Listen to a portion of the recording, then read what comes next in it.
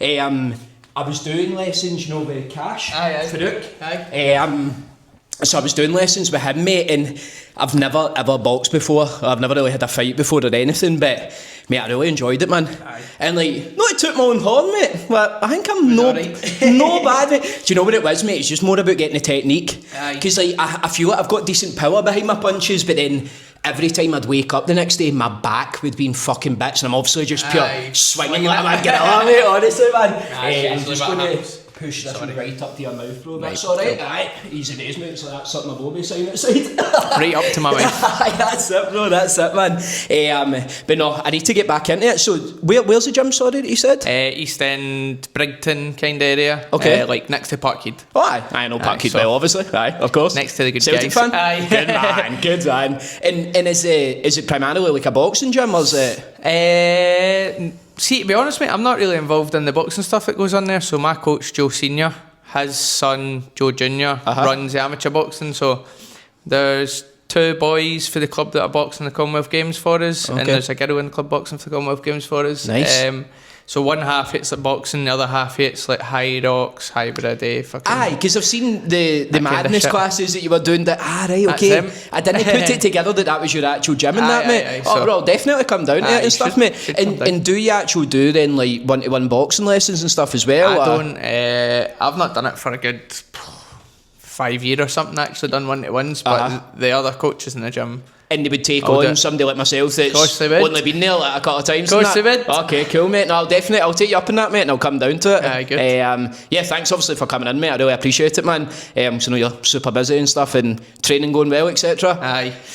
Short. I won't keep you too long, mate. I won't keep you too long. So, see if we can just kind of go back to the start and talk about young. Is it Nathaniel? Yep. I call you Nathaniel. What were you like kind of growing up? Where did you grow up? Mate. So I've moved about a hell of a lot, but most of my youth stayed in Hamilton, and I never really boxed much there. I started boxing there, I went to a wee club, and it was just like, wasn't the best club, but got me into it. Started going to a club in View Park at Uddingston, and then I moved to Glasgow. When we moved to Glasgow, I went to Bellahouston, and then after I went to Bellahouston, I went to a gym in the Gorbals called Hayfield, which was my coach's, who's still my coach now. So I think that's like 15 years we've been together. Aye, me and Joe. So aye, you obviously have a strong connection, a strong bond. Aye, so it's been a long journey together. So yeah. And can I ask you then? Can you remember your first ever fight? But I'm not talking about like an actual professional bout or setup. Just in general, it could be in school, it could be wherever just it was. Like a fist fight, anything, mate. Your first ever fight. Ugh, mate, I wasn't really a fighter. I'm a lover. That's strange hearing that coming from you. Mate, the first time I ever had a fight, I was in school, but I must have been like first or second year. And I was fighting a mad Polish guy called Sebastian. Oh God. Aye, yeah. He just sounds mental. He actually was no right in the head as well. He get chucked out of school. And then, mate, it was the worst fight ever. Like, everybody gathered round as well in a circle. I always remember him swinging a punch at me, and I just ducked under it. And then I was like, never afraid to hit him back, so I never even hit. I just ducked the punch, never hit him, was just staring at him, and then he was like raging because he'd missed the punch, and then I was like, fuck, I've just pissed this guy off. So Peter Parker, first when he's pure dodging fucking Flash. That was basically what had happened, and then I was like, so obviously I did a good head movement, movement for the start. That was before I ever started boxing, and I just didn't like fight. I don't like fighting. I don't like fighting out with boxing. Oh, right, okay. I was like, just in general and that, like that's because it's like sometimes you hear it like it's a rare occasion, but like footballers that actually fucking hate their job, like Gary, I think we're talking like you pure hate it in general. And that. But actually, like I'm proper non-confrontational. Like see when I've been out and like, mate, I don't know why this is such a Scottish thing, but people find out you're a boxer on a night out and then want to fight you because they think like I'm going to prove something here, and I'm like, mate, listen, I'm not interested. I don't do it, basically. That's a fucking warning, she'll get battered. Literally. And that's interesting that you said that as well, because I've had quite a lot of fighters on now. So I've had like Cash Farouk, I've Sean Clancy, the cage fighter, Sean Weir, the bare knuckle guy, and all of them kind of say that because see somebody that obviously isn't a fighter and doesn't do it professionally. I've always wondered what, and I ask everybody that comes on that's done fighting this, I always wonder what it feels like walking about knowing that like nobody can really do anything to you. Do you know what I'm trying to say by that? Aye. I think as well that you get people who fight and do that and or maybe a wee bit like dicks with it, like nobody can touch me, but the big I'm man going to in fling that. my weight about and stuff. Whereas if you get somebody who's normally really good at fighting or a really good disciplined, you know, professional, then they will not like. I don't ever go about thinking like, oh, I'll smash him or I'll smash him. But I know I would. But you know you could. I would never go about going like, oh, I'm this and that. Yes, yeah, no, 100%. You've got the humbleness, obviously, at the same time, but it's just so cool. See somebody that obviously doesn't have that feeling, whereas whatever situation went down, there's probably a 95% chance I'm getting fucking battered. But the fact that you're like, you don't have it in your head, but you know, obviously, that if anything goes down, you're fucking winning. You always get. I feel like everybody who's shouting or tries to get involved with stuff has got a major insecurity of I actually can't fight. Okay. But if I shout loud enough, then Aye. people shit themselves type of thing. So. And it's usually just booze as well. Like I knew this boy that I used to went to school with, he was a shite bag, but like see, as soon as he got a booze in him, I mean, he was built at the side of a fiver and that as well, but it was just like, as soon as he got a wee bit of booze in him, mate, just acting solid and that. But so when did it kind of come about then? In fact, just actually when you started boxing in general? So my big cousin boxed, Ryan Collins, his name is. He boxed for forever, as long as I can remember, and we went to see him. He was just an amateur at the time. My mum had said to me, oh, do you not fancy getting into boxing and stuff? Because I wasn't really into sports, mate. Like, I was just... You were a gamer, weren't you? I was a wee bit of a gamer, and then I did like to go out and, like, run about and, like, just... But no necessarily, like... No, everybody's into football or into something. Like, I used to just climb trees and just cut about. Climb trees and shit. Like, there was nothing ever... Like, I was just one of the ones where... You like being active, but wasn't like normal, just running about or whatever. So mum and dad were like, do you not want to get into something? And I was like, no, really. I did like football and like, and I hated watching football, so I always thought like I was fast, I could probably kick a ball, but I just didn't know what I was doing because I didn't know the rules of football. So I never like was bothered. So we went to see Ryan and they were like, why don't you go and try boxing? And there was a boxing club like on the way to school and on the way back from school, so I would just jump in on the way back from school and go in and get involved. And I think like I wasn't really arsed with it either when I first went in, and then the first time I ever sparred I was like, this is amazing, like, which was weird because I got leathered, but I was like, this is amazing, and then just kind of caught a bug for it from there. Aye, that's what I was going to ask you then. So it wasn't a case of like as soon as you went in you pure fell in love with it right away, but it was actual when you got punched probably for the first time. It was. And what is that? Is it just like the adrenaline of it? Or? Must have been an adrenaline thing because when I first went in I always remember like the club had bags all around the side of the walls, and then everybody would go in and hit the bags, and I was like, this is fucking heavy bones, anybody going to teach me what to do? And then one day the old guy was like, I mean, this guy was ancient, it was like something out of Rocky, and he was like, aye. You want to jump in, son? And I was like, aye.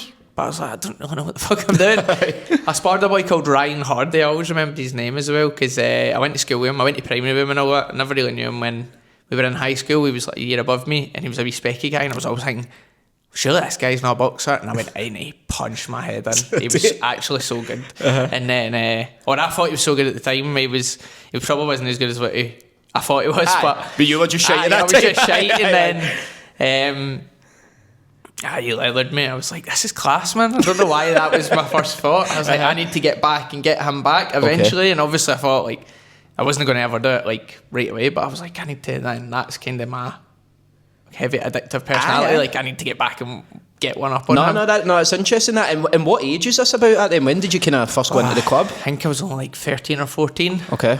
Which is probably still quite late for boxing. No, I mean like anybody who's ever made a career out of boxing always seem to have started when they're like 8, 9. Pure wee guys, young. So it was probably still late for me. And I mean, even for 13, 14, I was still shite till I was like 16, 17. You know what I mean? So. And then obviously was it something that you just kept going down to the more and more, and you quickly realised like I'm actually quite good at this, I'm shit hot at this, or? Nah, because I wasn't good for ages, mate, and I'm just like, but I was really into it. So when I get into it, like I was would go home and sit and watch YouTube videos of all the old fighters, and then I'd be like trying stuff and doing stuff, and like I went through a wee phase where I pure loved Nazim Hamid, and I was like doing mad things and sparring and all that, and I was like, I probably thought I was like the dog's balls, but I wasn't. And then it wasn't till I went to like my first proper club where people were decent, where I was like, God, mate, I'm well off it, by the way, here. Because like the first club I went to in Hamilton was, nobody was even fighting, I don't think, or anything like that. When I went to another club and they were doing proper drills and they were doing like, and I was like, well, I'm well off it here. Everybody's like good. Yeah. And it's interesting there when you say that. So you were clearly, obviously, dead passionate about it though, like obsessed over it. Maybe is that the right word to say? Aye, I was. And do you think that's important for anybody that is trying to make it in a boxing or even anything in general? I think if you're going to make it in anything or try to make it with anything, you need to be all in, because there's too many people doing everything now where, like, it's the only thing I could refer it to would be like PTing or online coaching. There's too many of them for you not to be doing it all in and very good. Aye. Or like, try to think what else people are doing. No, 100% makes sense. You know what I mean? You've hit the nail on the head. Such a saturated market now. So people are talking about PT and stuff. And obviously, I don't know if you know this, but I did do PT, and that's how I kind of get started and everything that I was doing. But over the last like year or two, I felt the kind of passion like dwindling away for it. And then like that, I was just like, I feel like I can't do this. I feel like a bit of a fraud almost, because I'm like, I'm not living and breathing this. You know what? I don't know what it is I'm trying to say, but I know exactly what you mean. And if you're not like, it's just, if you're not balls deep in it, then what's the point? Because 100%. you're not getting your best self or your best like account of yourself. The person who's on the other side's not getting the best of you. Yeah. It's the same with boxing. If you're going to go half-hearted, it's a wee bit more extreme because you're just going to get battered. Yeah. So you're not letting anybody down, but you're going to get battered. And then when you get to my level, you're letting people down if you're not giving it your best. You know what I mean? Yeah. And when did it come about that it was like, right, it's time to actually do like an official fight? I take it was amateur that you went into right away? Or? So I can't remember when my first amateur fight was, but I'm trying to think now. I don't even remember. You've had a lot? I've had more than a lot, man. I've had too many. So I was just young. I kind of get flung in. When I moved to Glasgow and I moved to the first club I went in Glasgow, they were just a bit more like easy breezy, just go and fight and you learn on the job type of thing. So that was good. I think I had like 10 or 15 fights there, and that got me up for it. And then after like a year there, I was like, it's good that they're chucking me into fights and I'm getting to learn, but nobody's actually coaching me on how to do it. I'd went to like the Scottish Championships and I'd seen Joe, my coach's club there, and all their guys won it. Right. I was like, I need to go to that club. That club looks like they know what they're doing, obviously. Yep. And then I did go there, and I was like total reality check again. Just so like a level every up. Time it was like leveling up when I went to a new club, but when I went here, it was like night and day off. Right. These guys like are the real deal, and so that's really interesting. That is, so basically when you were doing the amateur fights, then it was a case of you were just doing it for the sake of it, but you were just doing the fights but not really thinking too deeply about it or anything out with that. And then when you then went to see them, it was like, these guys are on a different planet to me. But then that then motivated you to be like, right, I need to go there and join them. Is that right? Aye. Okay. And I seen them and I messaged them and I was like, can I come up? The first night I went in, I sparred with Joe Jr., who's the coach's son, and he'd already been to a Commonwealth Games. He went to like Delhi in 2008 or something. And he was basically picked for the Scotland team for 2014 Commonwealth Games, so he was like well experienced when I went in. So I've bounced in, I think, in everything's class. And then basically the kind of thing was, when you went to that club, it was like you're getting a beat down first night to see what you're made of, if you're going to come back the next night or whatever. Mate, for months I was just getting leathered every night, but it was the same feeling to me of like the first ever time I done it, where I'm like, one day I'm going to be good enough, and the shoe's going to fucking, or it's going to, the tables like will trying turn to like prove something to yourself almost. So, and it did, that happened, so it proper toughened me up. And I don't know, my mum and dad always say they don't believe that I actually kept going through that period, because it was like, we'd just moved to Bearsden, and obviously like Bearsden's like a nice area, and I always get slagged for being a posh boy. But I'd get the train to Partick, subway to town, get another subway into the, like, just outside the Gorbals, and then walk into the Gorbals and then do the same back. And it was in the middle of the night, and everyone's like, mate, you're mental going over to the Gorbals and all that. And I'm like, nah, I didn't know anything, so I was just like, I'm just going to boxing and stuff. And it was always dead funny. And then I'd get there, everybody was for the Gorbals, or everybody was like scheme boys, and I'd be getting a slagging for actually like talking proper, acting proper, like after the spawner, I'd be like, yeah, that was brilliant. That was amazing. What is up with you? Like, are you normal? Pure face smashed to bits and all that. Thanks very much. That's heavy interesting when you say that as well, because it must be scary enough. Well, I know for a fact it is. It must be scary enough when you've not got much experience, or you're going into a new boxing gym, but never mind when you're maybe going in as like a bit of an outsider. Is that right? It's just a weird one. Like, I think I've got obviously, like, I'm like probably the world's most normal person, or like strangest person. So I never ever thought about it. I was just like in my own world, like, just get to the boxing, do your boxing, get back and all that, and then everybody's probably looking like, what's he up to? Like, what weird situation. Because like the travel even that you mentioned there that you were doing, like you were essentially travelling to get pasted every day, is that right? But you still kept going back though, and like in a kind of cool way as well. It's obviously not to sound like pure cliche or deep or anything, but it's like about that whole kind of never giving up thing. Like you were constantly 100%. Taking these beatings, but then you had something in your head like, I need to prove to myself that I can get better than this to overcome it.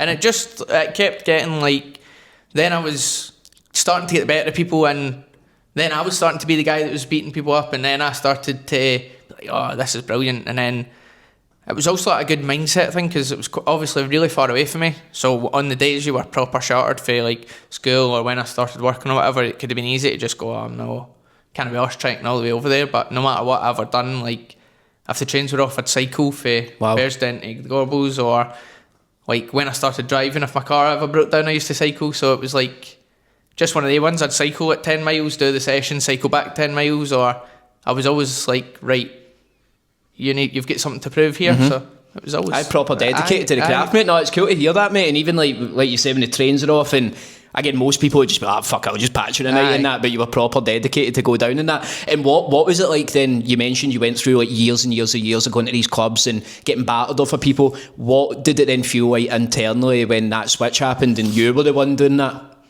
It was good, because obviously I've always had the chip on my shoulder, like, this cunt's been battering me for 3 years. So when it started getting competitive again, or I was holding my own, or I was becoming the guy that was like, when Joe transitioned to pros, he went to the pros, I got picked for the Commonwealth Games. So when that came about, it was like we were having right competitive spars where like, I'm not just the wee guy anymore, like I've grown up, here we go, we're going to town. And then I had 3 years of beatdowns to take out on him, and it was never like, I was never giving him a beatdown, because obviously he started getting more experienced as a professional, so, but I was always getting like more and more competitive. But then the people who were around me at the same time that had started at the same time as me or whatever, like I was excelling past them. So it was like, don't know, I've just always had if I'm tuned right into something, I'm tuned into it, and I need to be the best. Yeah. So now, like that story as well, when you're, mate, just for speaking to you already, like you can tell how humble you are with all this, obviously, because, mate, you're a trained killer, mate, but you're not speaking about yourself like that, obviously, as well, but you've just got an interesting, like, what's the word, like start to the career, because a lot of people that I've spoke to, like, see for example that Sean Clancy and stuff, mate, he was almost like born like a mad prodigy and just constantly battering everybody. But it's just heavy interesting to hear, like, you've went through years of taking those beatdowns, but then you kept pushing through it and stuff. That's cool, mate. And your first major kind of breakthrough then, would you say it was the Commonwealth title? Is that right, against Felix Williams, if I'm correct? Aye, so it was a weird one. I'd fought the fight before that, I don't know if it was a fight before that or 2 fights before that, but I'd fought for the Celtic title, which was kind of just about to get me to go boom and go. Won that by knockout, and then COVID happened. So then COVID had happened, and I was like, shit, what's going to happen here? And then, I don't know, I can't remember what it was, but they said like athletes can train in the gym, so we all got to keep training. So we kept training right through. And I'd end up signing a new management deal with Sam Kinnock, and he was saying, first fight back, I'll get you. I says, I don't want to fight any journeymen, I don't want to fight any bums, blah, blah, blah, blah. And he's like, oh, it's going to be summer when we get back. Because the COVID thing, it needs to be an open air thing. So it ended up being in Hamilton Football Park, Hamilton Accies. And I grew up in Hamilton, so it was like a pure full circle moment. I was buzzing. And then, so that was probably my first kind of breakthrough, where I stopped that guy, won the Commonwealth, which is like a major title, even though everybody slags it because it's like a mad rainbow belt. So The lifter belt. It's like, I was taking it into... Obviously, it's funny because I'm pure like, so proud of this belt's amazing, blah, blah, blah. Schools were asking me to come in and see the... legit. Schools were asking me to come in and see the kids and all that. Nobody would hold the belt, and I was like, well, fair enough. I can't say anything about it. So it's too funny. It was funny. I didn't know that. I was like, oh no, man, my first breakthrough. Why couldn't you give me a cooler belt, man? Aye, that was kind of my first big one. And do you feel like life kind of then changed for you after that fight, or...? Not really. I don't even feel like life's changed for me now, you know what I mean? Like, I've always just kind of done the same thing, always, so... Just took it in your stride, pretty much? Aye, like, all that happened was I won that and then cracked on in the gym the next, kind of, that week, and then get ready for the next one. Yeah. I was going to ask you this question at the start, but I forgot to, but why The Nightmare? That's your nickname, yeah? It's a terrible story, like... I was working at the time and I was in the van and people were like, oh, you're going to need to have a nickname, like, to fight. And I was like, do I need to have a nickname? And then they were like, you need to have a nickname. And I was like, I don't know. Put it on Instagram, what can my fighting nickname be? And like all these wee guys commented, like all sorts of different stuff. And somebody wrote The Nightmare. And then I was working with my coach Joe and he was like, that's a good one. You could get a mask and all that. And like, I think he was trying to back me up. But then I was like, you're right, I could get a mask in that. That'd be heavy cool. So then I ended up like just pure leaning into it, and then so it fits, so I like it, mate. It was never like that's going to always be my name. It was like a pure random. I was just a wee guy in Insta. It was a wee guy in Insta. It's like, so I can't even remember who it is. I know. So if that was you, well done. Maybe cut some sort of commission or something for it in that as well, man. So obviously you've had a lot of fights, so I don't want to go through literally every single individual one, but I've kind of tried to pick out the ones that seem like they were obviously really important in your career. So you then got kind of British and Commonwealth success against Zach Miller, is that correct? And how long after was that from the fight that we just spoke about, the Commonwealth one?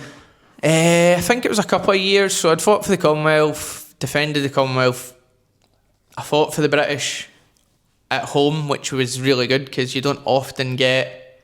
I was actually meant to fight a guy, Nick Ball, if you know who that is. No. He was world champion at my weight, or just lost his world title at my weight. So we were meant to fight, I mean, like years and years ago. And he's literally just lost it? Just lost it, right, so he's not fought since he lost it. Okay. But we were meant to fight for the British in the Commonwealth, and I had a hand injury, and they were really trying to push it like too soon, where I wouldn't have been able to spar and stuff. So it was like a weird one where I was like, nah, this is a bit of a set-up. So he moved on and fought for another title. I fought another guy and won the British at home, which was good because, like I'm saying, you never get to win the British in your hometown and whatever. It wasn't. BBC might have televised it, and then I won that by knockout, and I was like, this is brilliant. This is my breakthrough because the British is again a major title. So I was like, I'm going to get signed by a decent promotion here, which I did. I got signed by Queensberry. Yep. I've got a few questions about that as well. And then first fight with Queensberry, and knocked the guy out in 17 seconds or something. Is that Hamza? That was Hamza. Mate, I love that, mate. Aye. So everybody had a mad buzz. I don't know how I fought after that. I might have been Zach right away. That was mental because I fought Zach in Manchester. That was his hometown, even though I was the champion.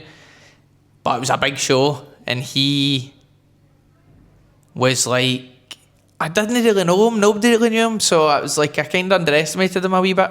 And but it was like hostile down in Manchester. They were all heavy spitting and shouting major abuse, and I was like, but I kind of liked it, so I was like, yeah. Did it go you up for it? Aye. Geared me up for it, and then I was in there, and like I went to town, and then mate, I watched this fight back all the time because one scorecard was a draw, which was crazy, and I watched it and scored it all the time, and I'm like, mate, that was such a wide fight where when you're watching it on the telly, like there was no way it was that close, but they had it close for whatever reason. So, but it was mental, and that was one of my favourite fights, and it's mental because me and Zach are like right good pals now. Right, like, okay. Help each other out more or less every training camp for sparring and stuff, and we're really good pals and message all the time and stuff. So yeah, but, just at the time it was pure hostile. It's weird that you pure hated each other at one point in that as well. And can I rewind a bit and just talk about that Hamza fight, obviously, because it's pretty incredible, mate, that you knocked him out in like 20 seconds or whatever it was. What does it feel like? So obviously you would have done a very long camp, obviously, up until that. What does it feel like going in and just finishing like 20 seconds and walking out kind of unscathed in that as well? It's class because you always hear people say you don't get paid overtime, so it's like getting good money to just have 20 seconds of work. And you want to go in there and get it over and done with as quickly as possible? Okay. There's no point. And everybody loves a like big war, dragged out fight, but it's the quicker the better, you know what I mean? Do you watch UFC? A wee bit, but not like majorly. Did you watch the McGregor one? What's your opinion on it, just to ask you? I feel like bad things happen to bad people, so... Yeah, I suppose karma's got a funny way of working out. Aye. I'd like to have seen it because I thought Max would have absolutely leveled him, so... Do you think? Yeah. Aye, because he was out of the game for like, 5-6 years or something. But see, what I didn't understand, like, I used to love McGregor, like, see, back in the day. So I was pure fat as fuck through like high school and stuff like that. And when McGregor first started coming about, I'd watch all his interviews. And you know what he was like back in the day? He was a boy and that. But you watch him in that fight, you're like, why did he think it was a good idea to start with that kick? Mate, it was mental, man, mental. I used to love McGregor, and I used to like proper tune into everything he was saying, and like loved him, mate. It was like visualising this and visualising that. And a big manifestation, like, all that stuff. He was the man for like believing in yourself and totally like sold it as well.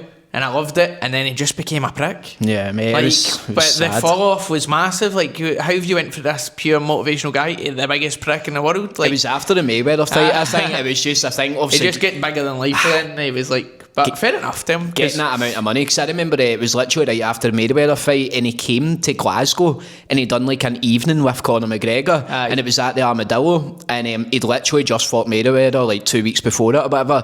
Mate, he turned up about an hour and a half late, and he was flying as fuck when he came on the stage and that. I was just like, oh god. So I don't know if it's a good idea giving this guy £100 million or whatever it is, but getting back to yourself then. So you'd fought and beat Zach Miller.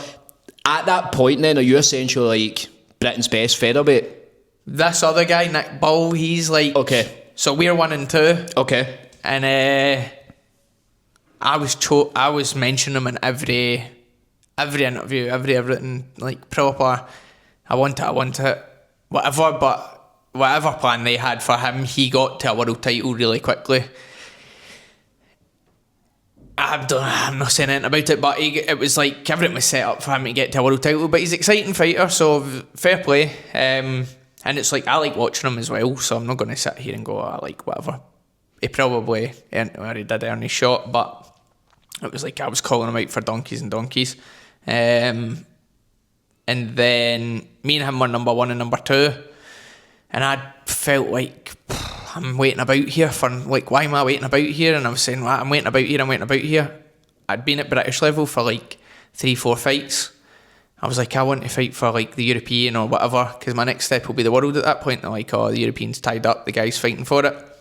So I ended up fighting for the European silver. Was that Grandelli? That was Grandelli. Yeah. And then obviously that was a major like turning point, because round 3 it broke my nose with an elbow. So was it with an elbow, was it? Aye. So I don't know if you clip things on this. I'll send you the clip of it. Okay, yeah. I'll put it up and I'll put it on the screen and stuff like that. Because everybody's like, oh, was it an elbow? And then when I always show them the replay of it, like slowed down on TNT, like you see him throwing a hook, and I've stepped in, and it's like as if he's not even tried to throw it. He's pulled his arm back in. Also, he just hits me with the elbow.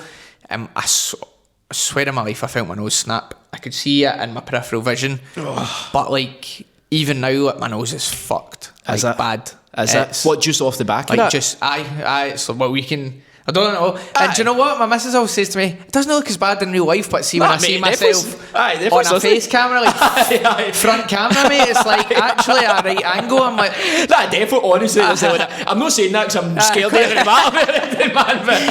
But genuinely, like, people are like, oh, it's not so, well, I'm going to say people are saying it's not bad in real life. I get slaughtered for it off all my pals constantly.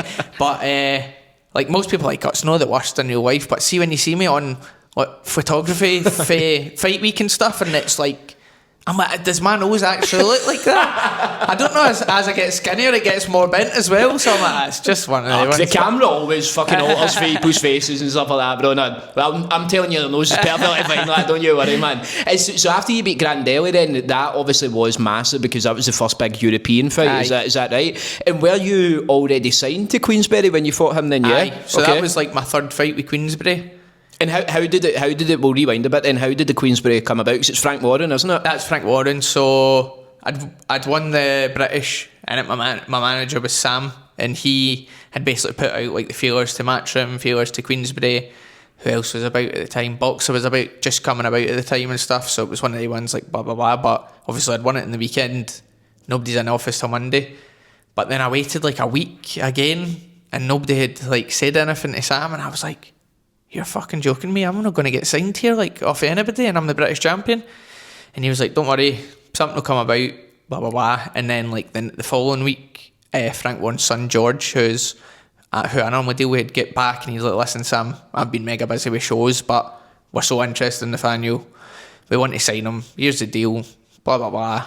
And it was like a 5-fight deal or a 3-year deal maybe, or I can't really remember. And he's like, we're wanting to bring boxing back to Scotland, we'll get him on a few cards down south, and then let's try and build up. And they done that, to be fair, so give them the due, like they done everything. They done what they were asked, and I done what I was asked. And must be a cool moment for you, though. See, just like going back to where you were at the start and going to the boxing clubs and cycling, etc., and all these different things, like you and the struggle almost getting there, but then to get signed by somebody like Frank Warren's incredible. It's amazing, because I've been through maybe like 2 cycles of amateur boxers turning pro. So when I got on the Scotland team, like all the best amateurs had just turned pro. And then when I was going through my cycle, another batch had turned pro. So that's like 20 odd brilliant boxers. None of them get signed by a major promotion, maybe 1 or 2. And then they never really achieved what they could have achieved or should have achieved, or what they were projected to achieve. So it was cool for me to be the guy that wasn't really meant to go and do that, and then done it. So, because I was never like, a few were like, oh, right, pick somebody off the Scotland team. I wasn't the most talented. I was probably just the hardest worker. Mm-hmm. I wasn't the most skillful, but I was just the hardest worker. So that was how it's always been. And then it probably still how it is now. But like Joe got it into my head very early. It doesn't matter how well you can box, because there's always going to be somebody fitter and stronger than you. So if you're the fittest and the strongest, then you know, you'll run over the top of people. So that was how it was. So it was good for me to then get signed and then fulfill what I was meant to do. Yeah, no, 100%, mate. And obviously feel free, like, you don't need to answer this as well, right? And the only reason I'm asking you about it is because obviously I spoke to Cash Farouk and stuff. Just when you were speaking about when you went down to Manchester and the judges' scorecards, they were so close and you've got no idea how. Do you think there is like sneakiness like that in boxing, or favouritism in these fights? I don't want to go as heavy as corruption, but you know what I'm trying to say. There is corruption. There's no point in there's no point beating around the bush with it, because it needs to be spoke about. Otherwise, it's never going to change. And I'm not saying me and you talking about it the nows will ever change it, but the more people talk about it, the more it changes. But boxing's probably one of the most corrupt sports. And why is that? Like, just money? And it's just money. There's obviously a heavy gambling tied to it, money tied to it. There's people in other places controlling other things, so it's never just as straightforward as, it's probably the same as everything. But it was just the only reason I asked you that, because it was Cash's big fight that he done in the Emirates Arena. I can't remember who it was now. Lee McGregor.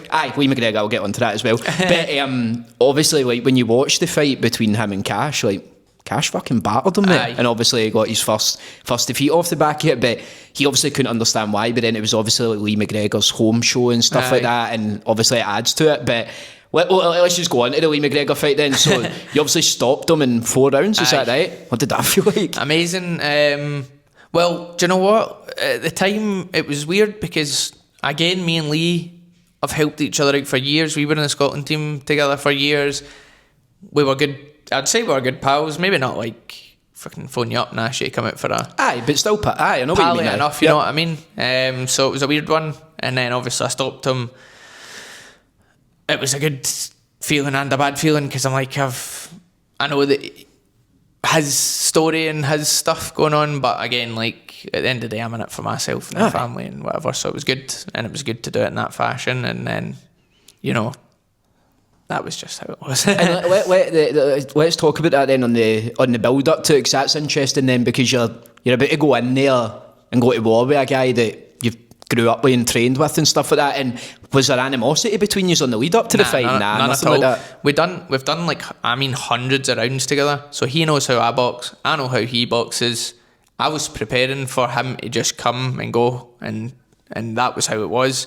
But when we were in press conference and stuff, it was just like, he spoke about why he was doing it. I spoke about why I was doing it. There was no reason to have any beef or anything, or fake beef or anything. There was never. It was just like, I believe I'm better than him. He believes he's better than me. Let's go and settle it. And you won. Aye. And obviously you won in the WBC silverweight, featherweight title as well.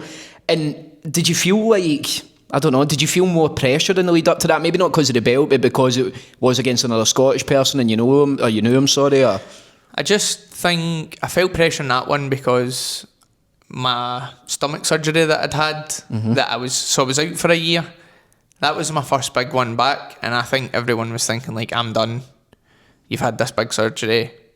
It's not probably normal that anybody would come back for that.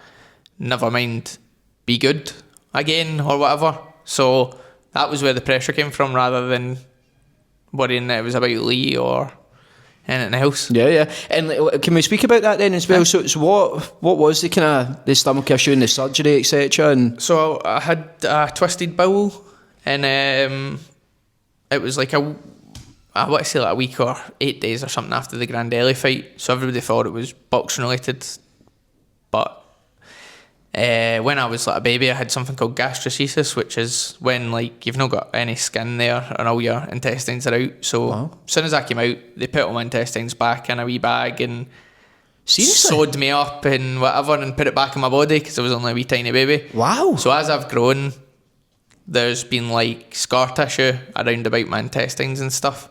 Sorry, so like when you were born, there was no skin there. So your organs were almost like out? They were out. Oh, they were out? They were out. Wow, mate, I've never heard of this before. So it's not common, but it's no like super rare. So like because when I spoke about it before, like so many people have reached out to me and says like, you're so inspirational, my wee boy or my wee girl, or I personally have had this issue and I didn't think I was going to be able to do anything, but seeing you do it means I can, type thing. So it's good to give people a wee bit of hope with that. So they knew when I was in my mum, they said to her, he's coming out with his organs out. What? Don't shit yourself. This wee alien baby coming out. So then I came out, took right into a surgery as a wee tiny baby, and then I think I was in an incubator for like 3-4 months or whatever. The wee dealio is. So miracle baby. Yeah. And then, were you premature as well or no? Or? No? Or not that you know of? I don't know. That's a good question. Yeah. I don't know. But I must have been because I was tiny. So then they put that all back in me. And what happened to me could have happened at any time, but it just happened to happen at that time. After the Grandelli fight? But I think what had happened was I had a really, really good camp for the Grandelli fight. I was dieting really, really well. Never put any bad stuff near my body at all. Was just drinking water. Like I felt $1,000,000, honestly. And then a lot of stress happened in my body, so I got my nose broke. Yep. I never went to the hospital or anything. I was just like, fuck it, because I'm up the road tomorrow, so I'm not going to spend the whole night in London in the hospital. So my nose was broke. I came home. The gym had flooded the night I got back. So when I got back, I went straight over to the gym at like 5 or 6 at night, mopped it all up, was cleaning everything, soaking up the water, whatever. Next day I went in, it was like ripping everything out and trying to dry it up, and it was just loads of stress on my body.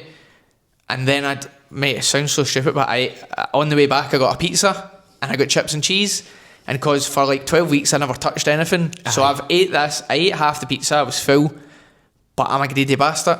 So then I was like, when I get home I'm scranting the rest of that. Got home, pure force fed it down myself.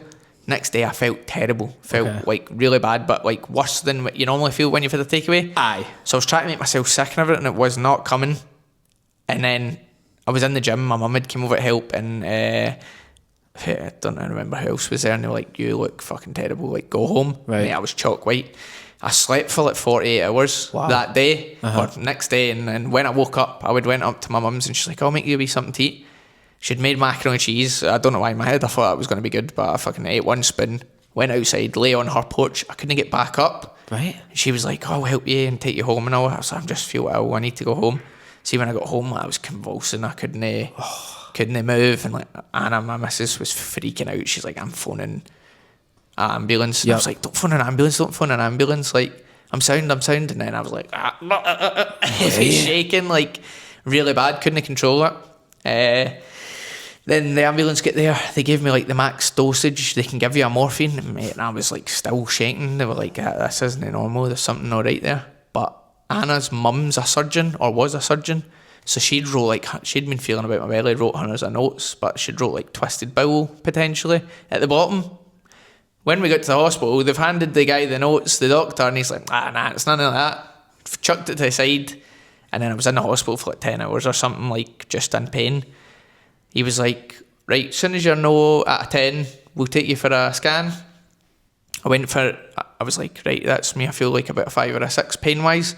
But bear in mind, I'd just been full of morphine for the whole time and not moved at all, like rigid.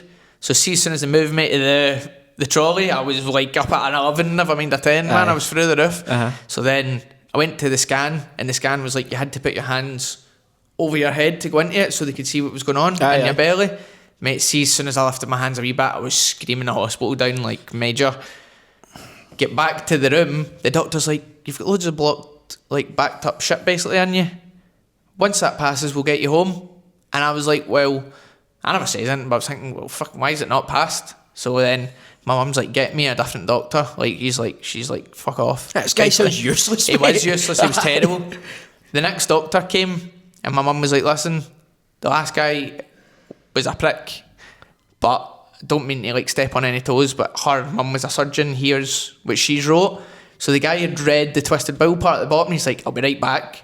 Mate, 10 minutes later, a surgeon was in my room telling me, like, you need to go to surgery right now because your bowel could explode, and like if your bowel explodes, you can die because you've got just shite in your fucking blood. So but then I was like, alright, am I going to box again? He's like, I'm not really concerned about that now, mate. And I was just cried for about like, I can just remember it, I was just crying for like 10 minutes, and like the whole room was quiet, which was mental because I just remembered it just being pure noisy for the whole time I was at the hospital. And then that like 10 minutes it was like silent while I was just crying. I think everybody was just like, fucking hell. And then you scared, I wasn't scared about the surgery. I wasn't bothered. I was scared that I wasn't going to box again.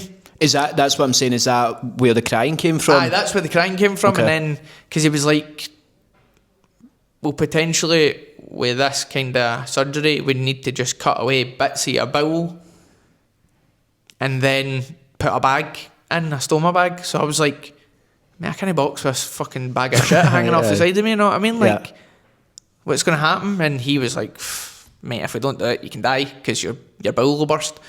And I was like, well, obviously I've not got a fucking choice. But I don't know, mate. I'm not like I don't really believe in religion or God or like, it's not I don't believe in it, but I feel like there might be something there and whatever. But like at that time, I just feel like somebody was watching over me because the surgeon that was dealing with me privately, he was a surgeon for sports people and athletes. So he was, and I mean, it was like rugby guys and footballers and like knee surgeries and shit like that. So it wasn't like a bowel thing, but I feel like because he'd came in and told me and then seen the way I'd reacted, the surgery that was meant to be a quick surgery took like 10 hours or 8 hours or something, because he took my whole bowel out, my whole intestine out, straightened it all out and cut away every, like, I think they're called abrasions or something on it. So it was like when your bowel digests food, it's smooth and the food passes. Mine's is like this. Right, okay. So if mine's is working too hard, that's what caused it to twist. Okay. So he cut every single one of them away as much as he could. So it took ages, and I think, like, see if I'd just get a doctor that never gave a fuck, he'd have just been like, fuck it, off. Cut the bowel, stick a bag on him. It's so insane to think though, like the first doctor, like how can you be so blasé like that? You do hear so many stories like that, to be fair, mate. It was mental, like he honestly never gave a fuck. He was going to send me home. Is this in Glasgow? Aye, it was at Was it in Glasgow, aye? The Southern General or the... What's the Queen? Is it Queen Elizabeth or something? Kind of near Point Parkhead and stuff like that, aye. No, it was that one that... the Southern General? In Govan? Aye, Govan, aye. Aye, the kind of new one. The new one and stuff like that. That's just mental, mate, the fact he was just going to send you up the road. You just need a shite. That was literally what it was. He was like, you just need a shite up and then I'll send you up the road. And I was like... Alright. Jesus, man. But like you said, then it's almost like that divine intervention, then that for whatever reason you had to meet this other surgeon and the other doctor 100%. And stuff as well.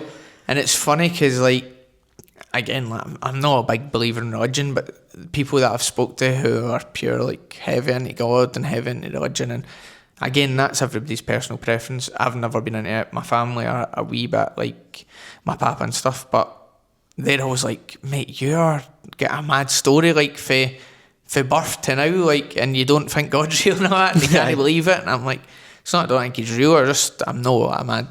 No, everybody's got their own opinion about it, and I would say, like, I'm religious in the sense that I believe in God, but I don't necessarily, how am I trying to say this?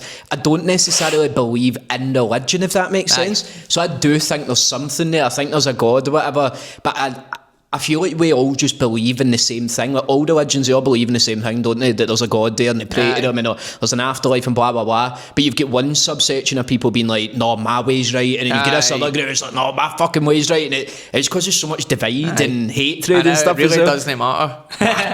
Nah, it doesn't matter at all, mate. But no, it's interesting because you do, like, from literally birth all the way up to that. And that's crazy to think that you're just building momentum after momentum. You're top of the game, boxing, and then boom, this just happens out of nowhere. Because you must be, I don't know, sometimes I feel, not that I'm like immortal, I don't mean that, but you sometimes think, oh, nothing's ever going to happen to me. You hear all these other stories with other people, but then for it to happen to you, mate, a top athlete and that must have been quite, hard to navigate, It was a weird one because I feel like if that had happened to somebody...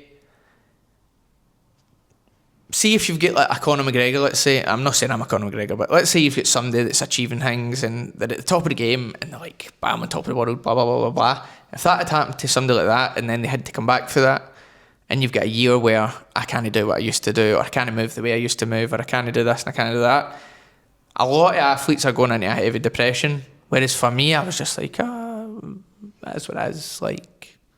Crack on type thing, so it was like it was never a like, oh mate, this has ruined my life, I'm depressed, I'm fucking can't do it anymore. Like I was like, okay, focus on the next thing, taking your stride. And then I think that's how it was really easy for me to come back. And how long then? So you get the surgery done and stuff, how long's the rehab, the recovery process? It was a weird one because my first appointment was meant to be 8 weeks, so I stayed in the hospital for 2 weeks, I think. And then for the 2 weeks, it was like I had to do weird tests. It was like a wee fucking thing they had to blow bowls and all of them had to get up to make sure you were breathing properly and all that. Right. And like it took me about a week to get the bowls going, or I couldn't really walk. So, wow, so it completely like rehabilitated you. You were, and then the worst part of it was I'd fought the week before, so I was right down on weight. So I looked like a heavy junk ball. Like I was even worse, like because I was right skinny. I got my nose broken that fight. They had to put a tube up my nose and down my throat to like clear the like bile and stuff out my stomach because I couldn't do anything. So like that was the worst part. Like, it took like 4 days to get that tube out, and I was like, they were like, we're going to have to put this tube up your nose. And I was like, do it up that nostril because that side's broke. They couldn't get it up this good one. So they had to put it up the broke one. And I was like, that was the worst part of the whole thing. Because obviously, I'm out my tits for the rest of it. But I wasn't for that. And oh, mate, that sounds horrible, I came out mate. of surgery and then they cleared out my stomach for the last time. And I was like, could see the like mad stuff that was building up in my stomach. And then when they pulled the tube out, like it was like, getting caught in my throat and all that was the worst thing ever. Oh, mate. Oh, that's fucking sending shivers down my spine, bro. So after that, it was like, try and get walking again. I don't think I'd done the toilet for like, fuck knows how long, because they'd cleared everything out me, and then I'd not been eating anything, so it was like, they were like, we can't let you go till you've done a shit, basically, and then you need to be walking about and doing regular bowel movements and all that. So I was in the hospital for ages. And then when I get out of the hospital, like, we've got a sofa bed, so then my mum and Anna just moved my mattress to the sofa bed, so I just lived in the living room for like a month. Wow. Just doing nothing, like watching telly and stuff, and I was like, playing COD. I wish you could even like focus on that. Because my COD stuff's in the back room. And my telly in the living room's on a media wall, and it's like this much gap behind it, so you need to take the telly off to get the thing in. So like, I wish somebody had done that for me instead of moving my thing. I'd have been they could have just made a career streaming COD, mate. So then I never even got to play COD or anything. I don't think I could have sat up, to be honest. Purely even focusing on that. I don't think I could have done it. I think after a month I started doing like online coaching, because obviously I'd been coaching in my gym for donkeys, and I was like, I'm going to give this online stuff a bash. Mate, I ended up with a lot of clients because all I had to do all day every day was write programs, check-ins and that. Check-ins. I was getting to talk to people. It really actually gave me a wee bit of like lease of life of this class. Then 8 weeks I get to the first appointment with the guy, and he's like, this is the fastest recovery I've ever seen for this surgery ever. Wow. Like I was just cutting about normal. I was actually saying to Anna, I was like, I'm heavy chunking to patch this. Check-in with him. So then I get there, and he was feeling about. It was more to check, see, because I'd been cut obviously for like there to there. It was like you were easily susceptible to hernias. Right. So like doing anything, whatever. So he's like, you look alright. You can kind of get back to a wee bit of walking. And it was, mate, he's like, so I wasn't meant to drive because the turning of the wheel and stuff. Mate, it's so stupid things. Like, I wasn't meant to drive because turning of the wheel and stuff. And I was like, right, cool. Mate, I left, and it was like Anna's birthday, like really close to it. I ended up buying her a camper van, a big Merc Sprinter, but she never wanted to drive it because it was too big. So we weren't even going to get to take it anywhere. And her family do like a big meeting down south every year where they go to like caravans or lodges or whatever. So I was like, I'll just drive the camper. Pure fuck. And she's like, no chance. Anyway, I ended up driving the camper down south. We stayed in the camper. I was still pure fucked. And then the guy was like, the only exercise you can do is walking. Now, I hate walking, like hate it with a passion. I'll never walk anywhere. Literally just recently, I've only just started like forcing myself to go walking. So then she was like, why don't we get a wee dog to get you out walking?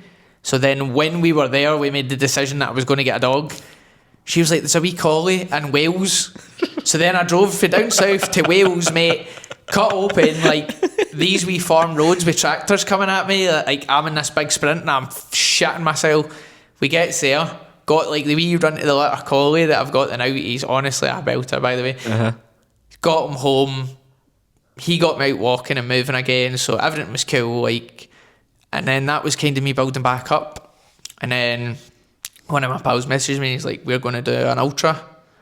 So I think this was like, must have been about 10 weeks after it. And I was like, all right, cool story. And he's like, why are you saying this to me? You should sign up for it with us. And I was like, no bother, fucking hell. And then I sat on it for like a couple of days, and I was like, fuck it, I'm going to try and go a jog. I never says anything to them. Went a wee jog, and then I was running like 6 minute Ks, 6:30s, like really slow. No offence to anybody who runs. That's probably my time to do it. But like slow for me, or like 6s and 7s, and slow for you. I was getting back to it, and then Bad started like picking the volume up. So like a week or two went by, and I'd messaged him. I was like, "Fuck it, get me a ticket. We'll see how it goes." And I only had 4 weeks, so I'd like just done as much 4 running. weeks to the ultra marathon. 4 weeks to the ultra marathon, and you'd literally just started jogging, and I was only 10 weeks out the surgery. And then it was coming, and it was called Run the Borders, and it was the first ever event that they'd done. So it was like down, where did it start? Fuck knows, somewhere down the borders, and you just basically run all the countryside round Scotland. It was mental. How long was it? I think it was like 113k. Oh, fuck, right. It was a proper ultra. Jesus, mate, because I was going to say, I think an ultra is anything over 50, is that right? But I thought it was like... No, this was like a proper ultra. It was like a proper one. And it wasn't just like a road run, it was like all mad terrains through like fields and fucking shit. Obviously you would have ran before with your boxing training, but you never really done any sort of little proper long distance like that. Mate, you're off your fucking nuts, mate. So then I'm like, I need something just to get me going again, something mental. And so I've joined in with him. But the boy that was doing it is my mate Con. He runs like a 2:30 marathon, a 2:28 marathon. He's got now, so he's a mega runner. Aye. His brother's a big runner. the boy in Glasgow, he was running at the time. He'd done a couple ultras. Who else done it? It was just us 4 actually. And aye, mate, they were all like right into training for it and all good runners.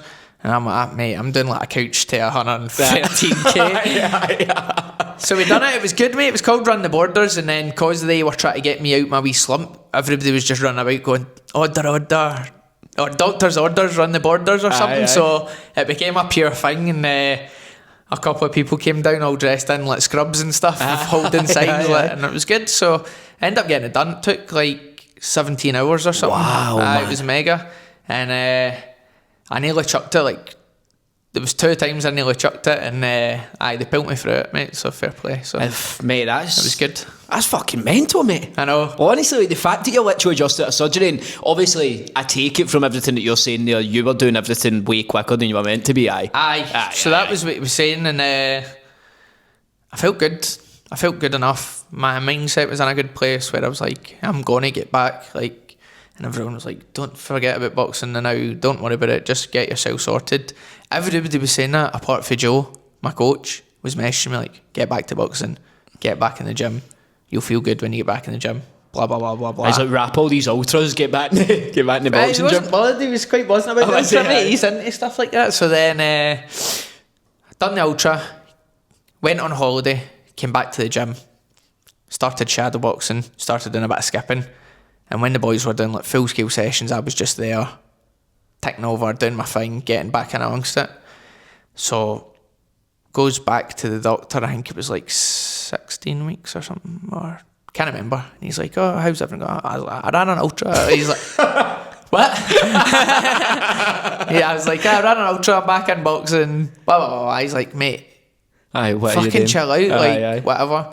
So then I started lifting very small weights because it was like the weights was a big concern because of like hernias and stuff. And I was like, "Great, take it easy with the weights." Started building back up, and the doctor was like, "I mean, you should be cool to do a bit of punching on the bag." And Joe was like, let's get body sparring and that to strengthen up your body. So I think everybody was shitting himself when I first came back and started, because I wasn't going to head spar or anything. And I was body sparring with Dean Sutherland, who's like, I don't know if he's a middleweight or a welterweight or fucking whatever weight it is, but he's a big boy, aye. He's a big hunk of meat, mate. Aye. I think he was like scared to hit me, so I was just like throwing all my might to hit him, to make him hit me. Like, come on, stop fucking taking it easy on me. Like, I'm never going to know if I'm sound. So my scar had all healed at this point, and I think it took like a week before he actually hit me proper, mate. And I was like, aye, right, this is healed, let's go for it, type thing. So, mate, and then just cracked on for there. And so there was like definitely a point when you were going through all this, was there a point where you thought there's no chance I'm going to come back, or there was doubt, or with the boxing career, or were you always thinking I'm going to get back? I always knew I was going to come back. Right, the only time I ever had a fear was actually right before, when he's like, I'm not bothered what happens to you here, you need surgery. Yeah. And I was like, well, this cunt doesn't give a fuck whether I get back to boxing or not. Yeah, okay. It's not his job. But he did look after me, the doctor, and like after that I always knew I was going to get back to it. So okay, yeah. No, mate, that's inspirational, mate. It's unbelievable. I knew obviously about the issues. I didn't realise it was quite as intense as that. In fact, like, probably could have lost your life with it as well. But it's inspirational, the fact that, you know, you went through all this adversity from you were born, but talking about this situation as well, and then you've came out the other side of it, still fighting, mate. It's cool, like, because it's funny, I always think to myself, like, my career could have been done then, so whatever happens now is a bonus. Okay.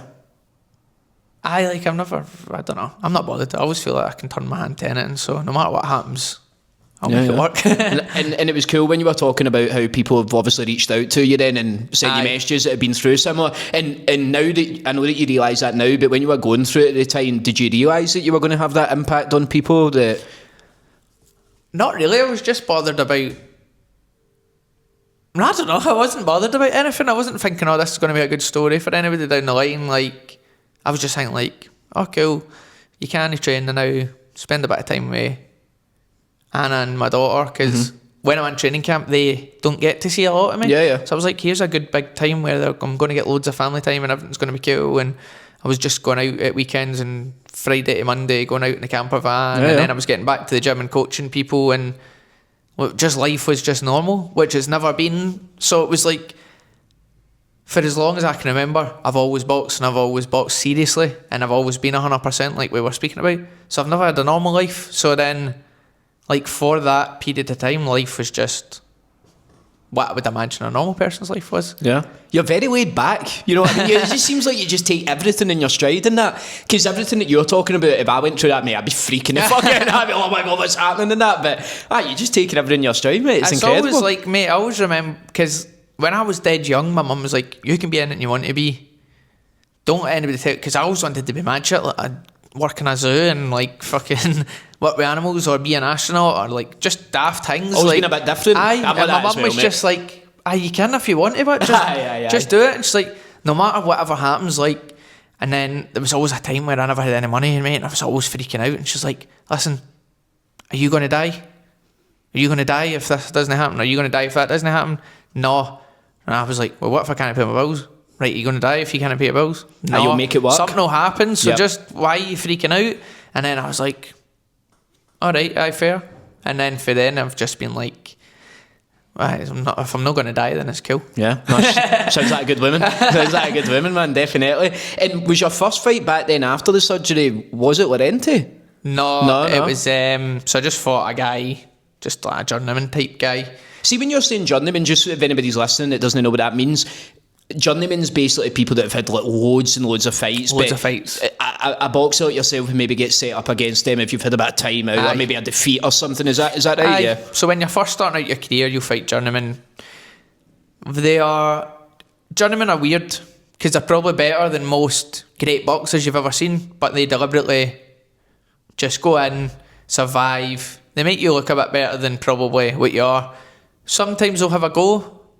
Is it actually set up for them to like take a defeat or no? It's no set up, but you kind of know like they're no trying the hardest. Because I didn't realise that. So if you get stopped in a boxing match, you need to wait 30 days before you can fight again. Journeymen have got like a match a week set up.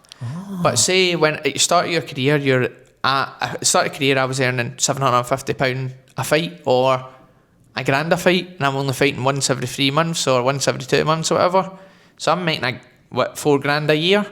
Journeymen are fighting every week for like £2,000, £1,500, whatever. So they're making £8,000 a month. Aye. Some of them. I want to sign up to be that. But the problem is, you sign up and you can't take a shot and you get stopped. You're only fighting once a month. Okay, you're not making your money. Aye, I'm with you. So these guys don't want to come out and have a go, because if they come out and have a go, let's say I fight a journeyman, right, and I'm trying to get him and we're having a go, I'm chinning him. But say I fight a journeyman and he's just boxing and surviving. He's surviving that fight. He's probably not took a lot of punishment. He's getting his £2,000 and he's doing it to the next guy next week. You know what I mean? So that's very interesting. I didn't know that, mate. Unless they know they've not got a fight lined up, they'll maybe come out and go for it or whatever. But 9 times out of 10, if a journeyman beats a prospect, not a lot of people are going to phone to get them on that show, because they're like, I don't want my prospect beat type thing. So but the polar opposite happened with the journeyman I fought a guy that was like heavy goes for it, because they wanted to see if my stomach was going to hold up. So then they got me this guy that was going for it and seen if I was going to hold up, and it was good. I got 8 rounds out of him, and he was actually decent, to be fair. So got a good wee run out, and then it was good because I could do the 8 rounds. I knew that was that, and you knew you were okay. I knew I could take a shot and stuff. So okay. So then the fight after that is Lorente. The fight after that was Lee McGregor. Oh, Lee McGregor. Okay. Oh, so it was actually. So you beat Lee McGregor after all this time out then? Aye. What, mate? What? That's fucking mental, mate. Aye. So you've had a year out and nearly died and your stomach busting and that, but you still came in, and mate, that's insane, mate. So that it's mental. Actual mental. So then that's why, obviously that was co-main event in the Hydro. Massive, biggest night of my career. Josh Taylor was headlining. Josh and Lee are pals. There's a big Edinburgh crowd there, so when I walked out in Glasgow, I was getting booed.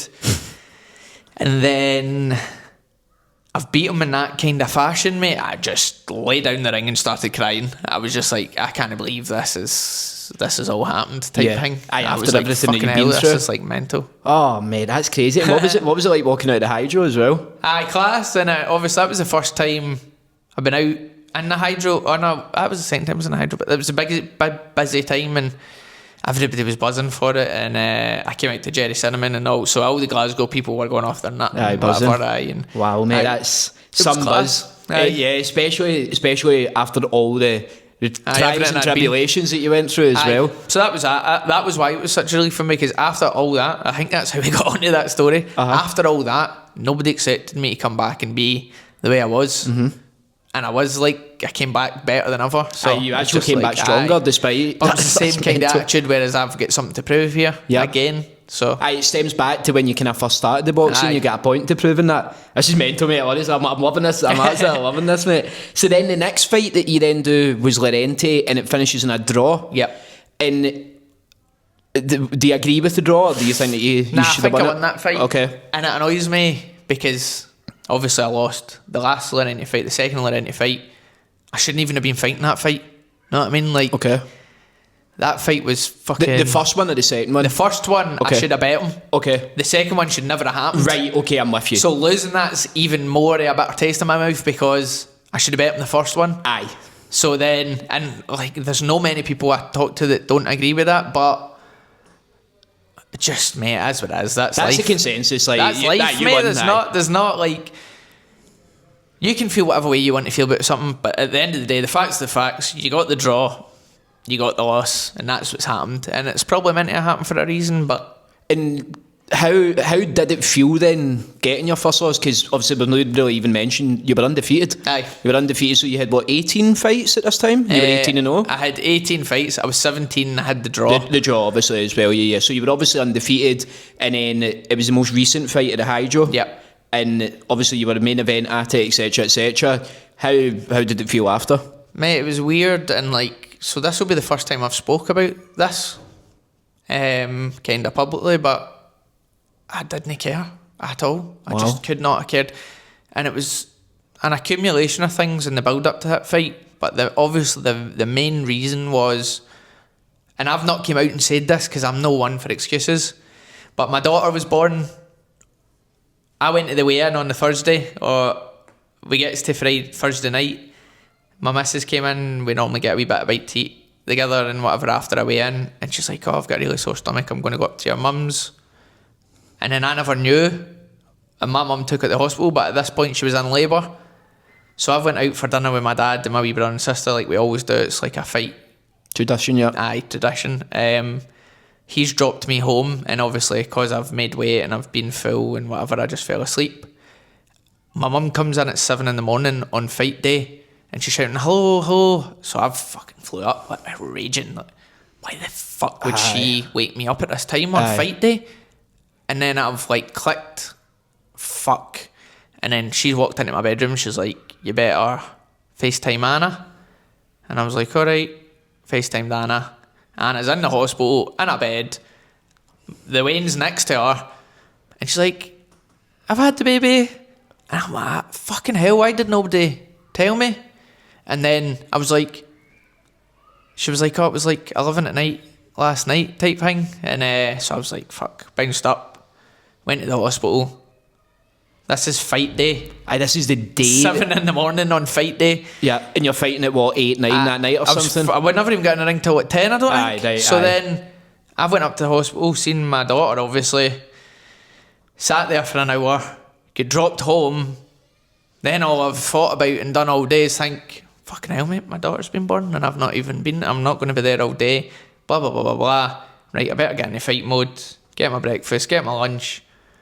Went over to meet everybody at the hotel or whatever, and normally on fight day I'd have a sleep, mate. I never slept because my head was just a million miles an hour.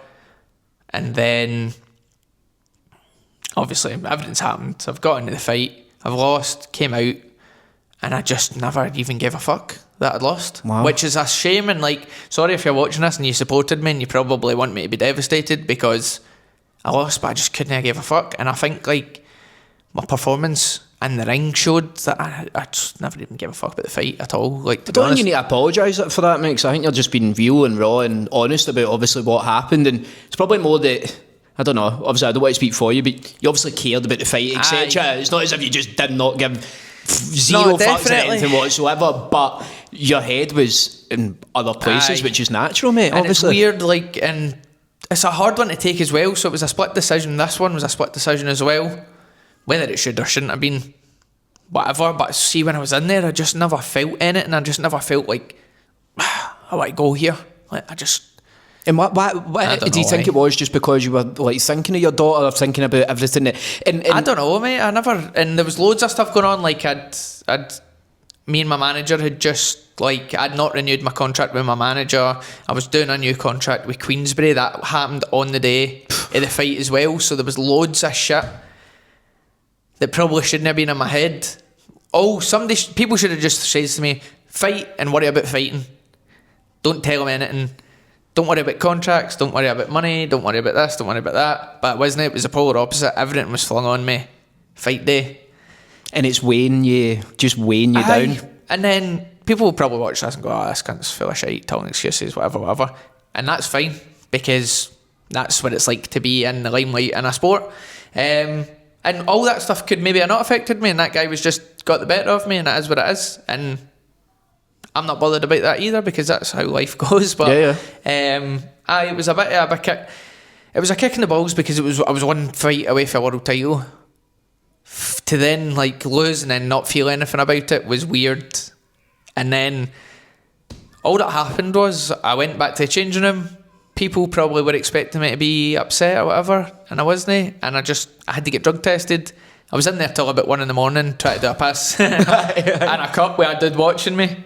And I drove home, mate, got a McDonald's on the way home and seen my daughter. And then I just sat, ate my McDonald's, cuddled my baby. And that was that. And I was actually really happy and content. So that's such a mad 24 hours, isn't it? It was weird. And then next day, obviously, everybody had their 2 pence to say about, you were shite, you were this, you were flat, you fucking looked like you had concrete in your boots, blah, blah, blah, blah, blah. And I was like, well, fuck it, is what it is, it's done now. And can I ask you quite a personal question, and see, obviously with the whole situation that happened, like, your missus not telling you at the hospital and your mum waking you up the next morning, etc. Do you feel any type of way, not towards them obviously because it's your loved ones, but do you wish the situation panned out completely different? Or if you could go back in time, would you change anything about it? Would you have told them to tell you right at that second? I know.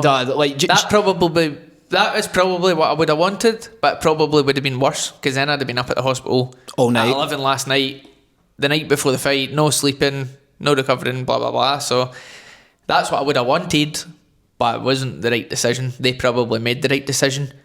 In all honesty, the right decision probably would have been not even tell me at all, not to wake me up. But then how would I have felt after if I'd have found out that my baby had been born and nobody had told me? So it was a weird situation. Like, it's a lot of pressure for them, because you can't do right and you can't do wrong in that situation. You can only do what you think. And was see when you were talking about like your mind being elsewhere, etc., and was there a part of you that, I don't know, was there a part of you that, I don't know how to word that, like, were you wanting to be there, or were you annoyed at the fact that you'd missed the birth of your daughter, or do you think that's maybe where your head was? Nah, it wasn't anything like that. I wasn't like, everything went smooth, everything went good. Yep. It was like a quick birth. The baby was healthy, so I was cool. Like, there was no, like, I didn't need to be there. I didn't need to be. It is what it is. But I think, like, I don't know, mate. I don't know what I felt. But it was a weird one. I don't know how I felt or what I felt, or even when I was fighting, because I wanted to be there. I wanted to be there fighting. I wanted to make when I was standing in the corner and they were announcing my name, like, the noise in the hydro was nothing like ever. I actually had, like, goosebumps all over me, mate. I'll never experience anything like that ever again. I don't think, like, the way that everybody just went crazy. And then it was a pure anticlimax. Like, I feel bad because it was a shite fight. Simply. Well, that can obviously happen in that as well, but it can happen. But the first one was such a good fight. Psychologically, in my head as well, like, having that was the first time I've ever rematched somebody. So having a first fight and knowing exactly what that guy did, for him to not do the same thing the next time was so weird. Like, threw me off a wee bit as well. I was expecting him to just come out, try and put it on me. And that's what I was prepared for. And I'm like, we're going to war here. So then me try to chase him down and him kind of being a bit like standoffish was like totally like, I threw you off. aye, like, what the fuck are you doing, mate? Your whole thing's going to war. Yeah. Let's fucking go to war. And then he never. And then, like, I left it too long in the fight where I was expecting him to do that to then start chasing him down near the end, where it was like, it's too far gone at this point. Yeah, because it doesn't sound like it was one thing that went wrong or whatever. It just sounds like a culmination of things that just added pre and the actual fight, etc. as well. When you were saying that you obviously didn't care and stuff like that, was any of it because you felt like you had pressure off you because you then were now not undefeated, if that makes sense? So that pressure had been taken off you of being undefeated, or did you not really deep being undefeated? I've never cared about being undefeated, and I've always said that. Like, everybody say, all the fighters say that I've spoke to, which is really interesting, because from the outside, sorry to interrupt you there, but from the outside, it seems as if that would be super important to you guys, obviously, but every fighter that I've spoke to never thinks about it or deeps it at all. It used to be a thing when Mayweather was about undefeated, need to stay undefeated. Your value comes for you being undefeated. I don't care. If it's a good fight, people want to see you. Yeah. Unfortunately, that was a shite fight. So hopefully people still want to see me. But if you're in a good fight, people want to see you. That's the main thing. Doesn't matter whether you're undefeated, fucking 2 defeats, 3 defeats. There's people who have came back and had 3 defeats and became world champions. So it's like, it's not the end of the world. But obviously, that's the last time I'll get defeated. Yeah. And what is the future like now for you? What do you have in place? Or when's the next fight? So it's not been announced yet, but I'm meant to be fighting at the end of September. Okay. It's another big one. Okay. Which is good, because I'm right back in with a big one, and I think I need that. And it's one that excites me. And it's like the Lee McGregor one, where I know I need to work hard, because Laurenti was an unknown entity, and he changed his whole thing. This guy that I'm fighting, I know a lot about him. We've trained together as well and whatnot. So, it's a good one. And do you have a chip on your shoulder a wee bit? Going back to what we spoke about at the start, proving it to yourself, etc. Do you have that same mindset now because you did get defeated the last fight? Definitely. I'm like, this one's like, you need to come back and remind people who you are and what you've done, and who I feel like you're so quick to be forgotten about. Like, alright, he's done, that's it. Next one, next guy, get him through. Like, I'm still the guy that is doing things now, so don't, like, people have forgot maybe about me, but I'll remind them next time. Yeah, no, definitely, mate. And listen, it's been amazing to speak to you. I've really enjoyed the conversation, and it's incredible to hear all the trials and tribulations and challenges that you've went through, and you've still obviously rose up and came back stronger actually from them as well. So just to kind of close up then, I know it's a bit of a kind of cliche question, but 5 years from now, where do you want to be? Where do you see yourself? Where, in more in a boxing terms, not your personal life. Aye. If you could feel 100% satisfied with boxing, where would you be? What position? Hopefully retired with a lot of money. Aye. Really? In 5 years' time? I'm 30 and what we in? July? July, aye. 30 next month. Okay. So I just fucking don't. Hopefully I'm not getting punches flung at me when I'm 35. And when you're saying like retired with a shitload of money though, what do you need to do to get to that? Are you talking about headlining Madison Square Garden and all these different arenas? That's what you've got? I would absolutely love that. Aye, that'd be amazing. You know what? I think I'll have this next fight. I feel like the winner of this next fight will get a world title shot. Okay. Get that world title shot. Maybe move up a weight. And then do what I can do at the next weight above, and then we'll see where it goes for there, because like I says, mate, I've been doing it for a long time, 15 years or something. So I was talking about this with somebody the other day. You get loads of people in boxing, loads of professionals, you'll probably know a handful of professionals who they might for the first 3 years of their career only fight like 6 rounders, 4 rounders, 8 rounders max. I've been, for the last 5 years, every fight of mine has been a scheduled 12 rounder. Most of them have went 12 rounds, so it's like a lot of camps, a lot of fucking punches to take, lot of So, I'm at 5. I want to achieve what I'm meant to achieve and what I know I was meant to achieve in boxing, and then make my money off the back of that. and hopefully retire. Yeah, well, I'm looking forward to seeing it, mate. And when, so the fight's not been announced, but roughly the end of September. End of September. Can you say where or not? It's fine if you can't, obviously. It'll be down south. September weekend. I don't know if the venue's actually confirmed, so that's how I can't say much on it. No, that's absolutely fine, mate. You don't need to, but I'll try and come down to it, mate. I'd love to do it, man. And we'll get a wee boxing session or something, or a session down at the gym, mate. Top man, bro. I really fucking appreciate it. That was amazing, mate.